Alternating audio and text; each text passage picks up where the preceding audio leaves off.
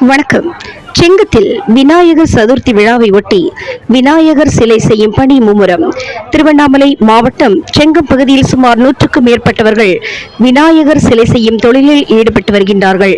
வட மாநிலங்களில் மட்டும் கொண்டாடி மகிழ்ந்த விநாயகர் சதுர்த்தி தற்போது கிராமப்புறம் வரை விமர்சையாக தமிழகத்தில் தவிர்க்க முடியாத ஒரு விழாவாக கொண்டாடப்பட்டு வருகிறது. இதற்காக செங்கம் பகுதியில் கழுகு விநாயகர், 5 தலை விநாயகர், 10 கை விநாயகர், சிவ விநாயகர், பெருமாள் விநாயகர் உள்ளிட்ட விநாயகர் சிலைகள் புதிய வரவாக தயாரித்து தற்பொழுது வண்ணம் பூச்சு பணியில் முழு வீச்சில் ஈடுபட்டு வருகின்றார்கள். 1 அடி முதல் 13 அடி வரை தயாரிக்கப்படும் இச்சிலைகள் அரசு விதிகளை பின்பற்றி ரசாயனம் அல்லாத நீரில் எளிதில் கரையக்கூடிய காகித கூழ் கொண்டு தயாரிக்கப்படுவதால் தமிழகத்தின் பிற பகுதிகளுக்கும் ஏற்றுமதி செய்யப்பட்டு வருகிறது.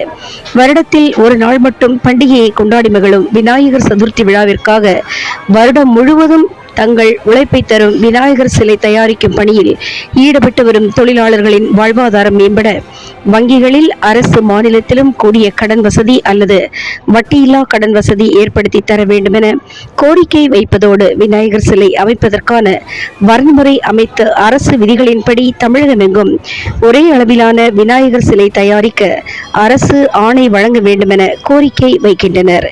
தினமுகம் எக்ஸ்பிரஸ் செய்திகளுக்காக மண்டல தலைமை செய்தியாளர் டி குருபரன் மற்றும் ஐயம்மாள். செங்கம் தாலுகா செங்கத்துல பாத்தீங்கன்னா விநாயகர் சிலை எல்லாம் சிறப்பான முறையில செய்து வருகிறோம்.